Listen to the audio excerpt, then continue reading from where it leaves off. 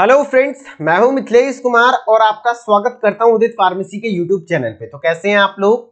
आशा करता हूं अच्छे होंगे और स्वस्थ होंगे।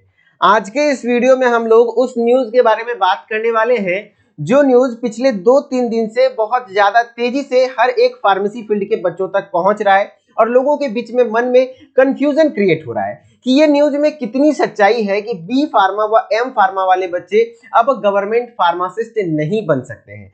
क्या कुछ मामला है और कहां से ये मुद्दा उठा है, क्यों ऐसा बयान आया और कितनी सच्चाई है, सब कुछ बात करेंगे। और साथ ही साथ बिहार टेक्निकल सर्विस कमीशन यानी बीटीएससी के थ्रू जो बिहार में फार्मासिस्ट की 1539 पोस्ट पर वैकेंसी आई थी, उस वैकेंसी को फिलहाल पोस्टपोन्ड कर दिया गया है। क्यों पोस्टपोन्ड किया गया है और मेनली वहीं से मुद्दा ये उठा है। पूरे डिटेल में इस सारी चीजें आपस में कनेक्टेड है, सबको अच्छे तरीके से समझाएंगे, बिल्कुल आसान भाषा में।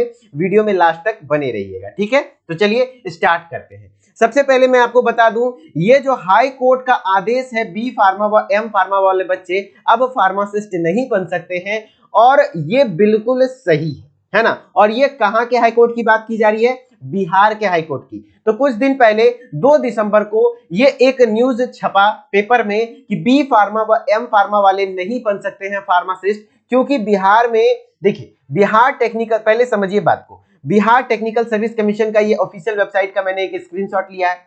बीटीएससी में अलग अलग पैरामेडिकल पोस्ट पर वैकेंसी आई, जैसे कि OT technician, X ray technician, pharmacist, है ना, जिसमें कि फार्मासिस्ट की 1539 पोस्ट पर वैकेंसी थी, ठीक है, जिसमें कि शुरुआत में एलिजिबिलिटी क्राइटेरिया सिर्फ डिप्लोमा इन फार्मेसी वालों को रखा गया, ठीक है। फिर जो बिहार में बी फार्मा वाले बच्चे थे, उन्होंने आवाज उठाई, उन्होंने हड़ताल किया, अलग अलग तरीकों से अपने बात को पहुंचाया सरकार तक कि क्या बी फार्मा वाले बच्चे भी एलिजिबल नहीं हो सकते हैं। तो सरकार तक जी अब जब ये आवाज पहुंची तो सरकार ने ये फैसला बदल दिया कि भैया डी फार्मा तो है ही एलिजिबल, साथ ही साथ आप बी फार्मा वाले बच्चे भी एलिजिबल हो जाएंगे, ठीक है। लेकिन यहां पर इस वैकेंसी को लेकर के डी फार्मा वाले बच्चे जितने भी थे, यहां पे डी फार्मा, इस वैकेंसी पर केस हो चुका था। देखिए, ये वैकेंसी 2019 में ही आई हुई थी। यहां पर डी फार्मा को एलिजिबल किया जाए या बी फार्मा वालों को एलिजिबल किया जाए, इस दोनों में काफी भिड़ंत है ना। यहां पर काफी दिनों से इस वैकेंसी को पोस्टपोन किया जा रहा है, कभी फिर से चालू किया जा रहा है ना। तो मेनली यहां पर कोर्ट में मामला गया, हाईकोर्ट तक मामला गया कि आखिर किया क्या जाए, जबकि वैकेंसी का एप्लीकेशन फॉर्म डी फार्मा वाले भरे थे, साथ साथ फिर बी फार्मा वालों को भी भरवा दिया गया, है ना। फिर ये मामला कोर्ट तक गया। अब हाई कोर्ट ने ये आदेश लिया पिछले 2-3 दिन पहले कि नहीं भैया, बी फार्मा और एम फार्मा बिल्कुल अलग पढ़ाई है, वो इंडस्ट्रियल फार्मासिस्ट के लिए है, जबकि डिप्लोमा इन फार्मेसी जो है वो हॉस्पिटल फार्मासिस्ट है, समझ रहे ना, हॉस्पिटल के अकॉर्डिंग ये फार्मासिस्ट बने हैं। जबकि बी फार्मा और एम फार्मा की जो पढ़ाई है वो इंडस्ट्री बेसिस पर पढ़ाई है, यानी वो इंडस्ट्रियल फार्मासिस्ट बनेंगे, समझ रहे हैं। तो ये चीजें इस तरीके से जारी कर दी गई, ओके। और यहां पर इस तरीके से ये न्यूज आ गया। लेकिन फिर फाइनली अब भी बिहार में ऐसा नहीं है कि ये वैकेंसी तो पोस्टपोन कर दी गई। तब एक न्यूज आया, ये देखिए 4 तारीख को ये न्यूज आया बीटीएससी की ओर से कि जो भी फार्मासिस्ट, ईसीजी टेक्नीशियन या फिर एक्सरे टेक्नीशियन या फिर आपके फार्मासिस्ट की वैकेंसी थी, उसको रद्द किया जाता है, यानी रद्द कर दिया गया है। और तदनुसार अभ्यर्थी ऑनलाइन आवेदन करते समय जिस खाता संख्या के थ्रू उन्होंने पेमेंट किया था, पेमेंट वापस दे दिया गया। फाइनली यही है कि ये जो 1539 पोस्ट पर वैकेंसी थी फार्मासिस्ट की, उसको फिर से पोस्टपोन्ड कर दिया गया है। तो अब क्या होगा?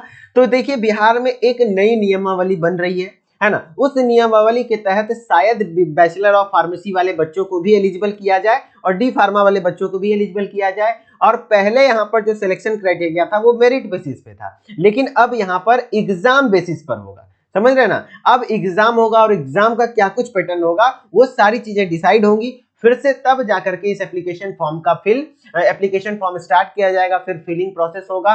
और आशा है कि बी फार्मा वाले बच्चे को फिर से एलिजिबल कर दिया जाएगा, क्योंकि ऐसा नहीं है कि बी फार्मा वाले बच्चे हॉस्पिटल में नहीं जाते हैं, उनको भी 1 महीने की हॉस्पिटल ट्रेनिंग दी जाती है।